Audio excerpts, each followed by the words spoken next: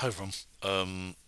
I am going to talk today about soundscapes. I had a friend of mine who wanted to know, just sort of in layman's terms, pretty straightforwardly how soundscapes work and how to use them properly, how to create new ones and things like that. So I'm going to start.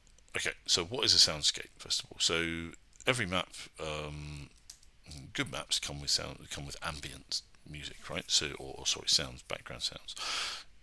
It makes all the difference. A map without ambient sound just sounds really weird. I mean, you can go through and add ambient generic individual sounds to it, so maybe you've got like a truck engine, playing here as a sound just coming from that one specific point, or I don't know, all sorts of sounds you can add. The sounds of lifts moving, for example, or doors and things like that.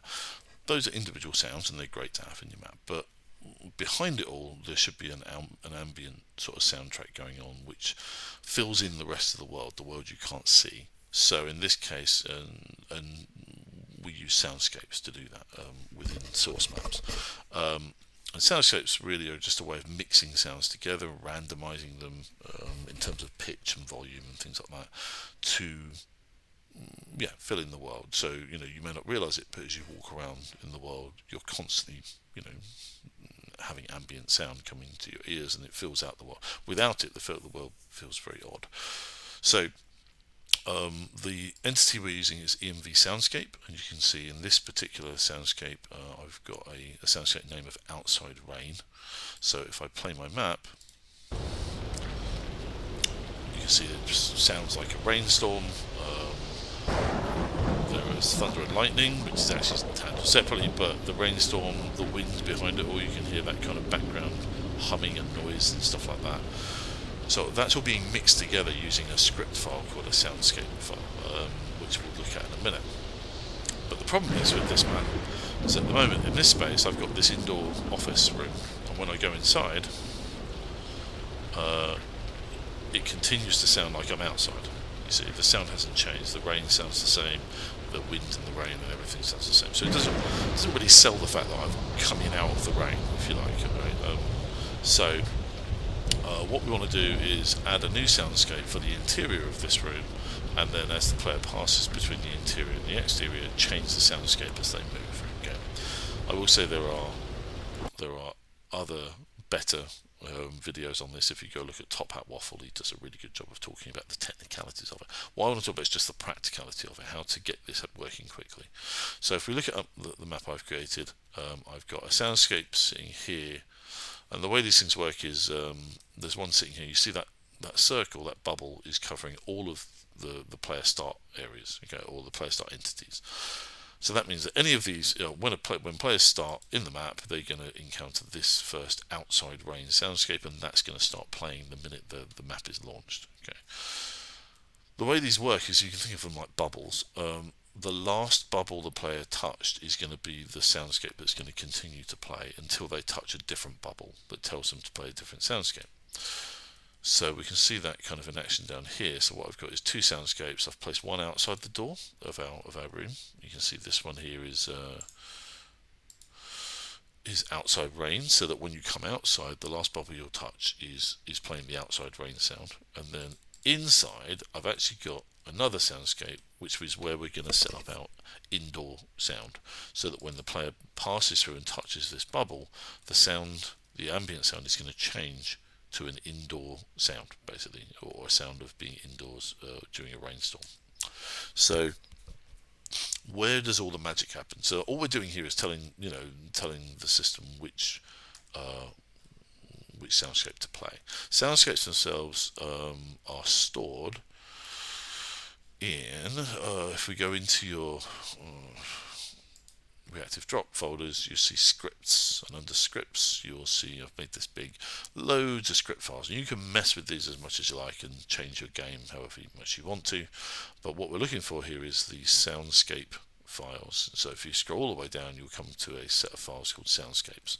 So within this we have a whole bunch of soundscapes that you can use in your map right now. So if we go into soundscapes industrial, as you can see, what we have is a name in quotes at the top, and then it drops into this bracketed kind of set of instructions, and we'll talk about those in a minute. And then it drops out and gives you a new name within brackets, and then curly brackets, and then loads of instructions, and then out again. So this string here within these quotes is what goes into your soundscape in the map. So I could copy this industrial ambience 3, and I could make the inside area of my room sound like whatever this ambient sound is. And if we look at the file, you can kind of see roughly what it's going to do. So play looping means it's going to play a file over and over again. It's going to play the file industrial ambience wav.3. You can go and find these sound files in the file structure for Alien Storm and play it and see what it sounds like. The volume, it's not going to play at full volume, so 1 is full volume, 0 is, and this is going to do it 65% of full volume, and the pitch is going to be 100. And then, so that's one thing it's going to do. It's going to start playing that. DSP, I can't remember what that does. I think that's to do with spatial sound, but I'll leave that alone. It doesn't matter if you understand all of this at all. I don't. Play random is different from play looping. Play looping will play the same WAV over and over again. Play random, you can put these variables into it here. You see time between 3 and 15 seconds. Volume between 0.25 and 0.8. Pitch is between 100 and 100. Not sure why that's important, why you want that, but you could 100 and 200, for example, and have the pitch change. Sound level 0, don't know what that does. And then what we've got within that is random wave, and it's basically going to say, I'm going to play these two sounds at a random intervals, basically. If we move down, we can see some of the others. Industrial Ambience 4, very similar, but slightly different, and obviously these are all used in game. So you can use any of these you like. All you have to do is copy that string, copy it, put it into your soundscape, and then run your map and see if when the player passes through that bubble, it's going to start playing that soundscape. So in my case, though, I wanted something which didn't exist. Which was kind of a bummer, but I was trying to find a really good full-on thunderstorm, and I couldn't find one. So what I did was I had to make one. So there's several ways to do this. You can create your own soundscape file. So you can see, for example, here I've created one called Soundscapes Dark Places. So if I open it, and all I've done is copy one of those blocks. If you remember, we come back to a full soundscape, you see, and you start from the name in quotes, and I could just copy this down like that, copy it, come back to my Dark Places soundscape, and I could just add that. I don't know where it's gone now, lost it. But I think it might be further on. Anyway, so I can just copy that and paste it in. And you can, and then I could tweak it. For example, I could change the pitch or change the ambient, change the file. It's gonna let's open that up again and take a look. There it is. So yeah, this is Dark Places.rain, I called it. So I could just paste in that other block here. Now in this case they call it Industrial Ambience.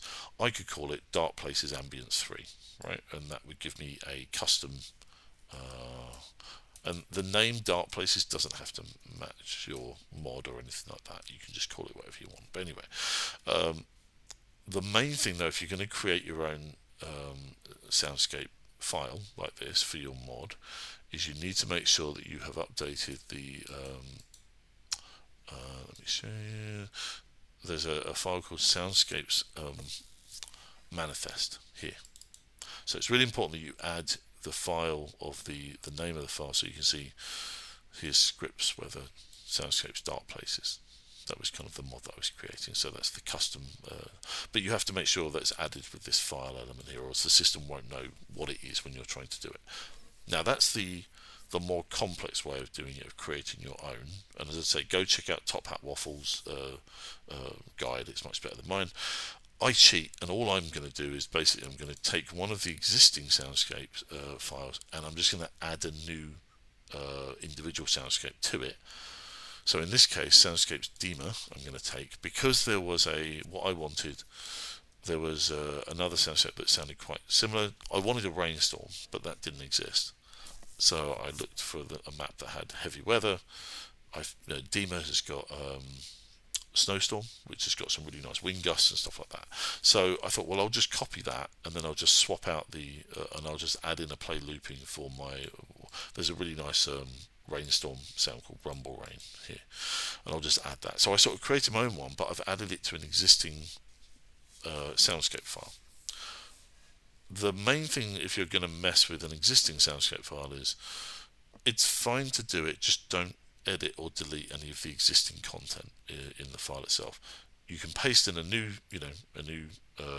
sort of soundscape like this at the bottom or something like that, and give it a unique name. And as long as you haven't messed with any of the others, you can ship that with your mod and it won't affect anything, because these new soundscapes we've added aren't being called by any other map, so it's not going to affect any of the official maps or anything like that. It's just a very quick way of being able to ship these without getting into too much technical trouble.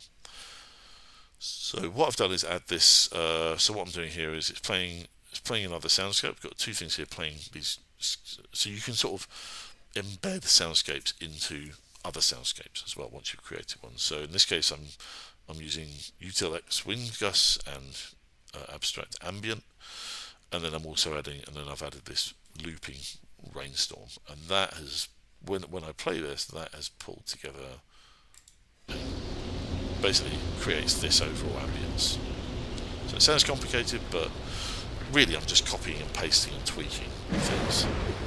So what we want to do now is create an inside rainstorm, which I've already done here. So I found a brilliant sound called, which is the tin roof .wav, which basically sounds like rain hitting a roof, okay, which is perfect for me because when we go inside. And then also I found a really nice interior sound, which is just that background kind of hum that you get from going inside a building with computers or something like that. And I gave it a unique name. Make sure all the brackets, you've got the sort of enough open and closed brackets and they're all lining up. And then so what I'm going to do is I'm going to take this, now I've got this added, save it, and then go into my map, and I'm just going to update this like that. And then I need to compile my map. So in this case, I'm not changing any geometry, I'm not changing any BSP brushes, so I'm just going to change this to only entities, and then type no to viz and no to rad, and that will just recompile the entities in the map, and it means that you can compile very, very quickly like that, and that's done. So then once that's done, I can go back into my map, reload it, and what we should be able to get now is we should be able to see the difference when I move into that room and move out. The sound should change, and we should see we should get a different audio. I'm listening. Okay, so here we are in our rainstorm. Now the thunder and lightning isn't going to change because that's actually being handled by a different element, but that overall wind gust, you can hear that, those wind blows and stuff like that should change when I move into the room.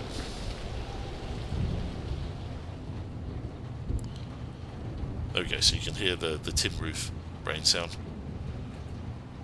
and you hear that ambience in the background has totally changed. The thunder and lightning is still going because it's being handled by a different element, and you can see the rain is still coming into this room. I haven't figured out how to block the rain yet properly. The precipitation blocker is not working, but the sound sounds pretty good. Move outside, the fall, and it merges between the two. There's actually a setting that allows you to change how quickly it moves from one sound set to the other as well, if you want a more abrupt kind of change. But I'm really happy with how that sounds at the moment. That sounds really cool. So, and then obviously if I moved more deeper into the building, maybe the rain would go away completely with a third sound set that would then eliminate that. So hopefully that makes sense. So basically, for every time you're going inside and outside, you have to have a bubble on each one. And maybe you've got another exit over here, and you have an outside sound bubble and an inside sound bubble as you move between them. But hopefully that makes sense. Let me know if you've got any questions, but thanks for listening.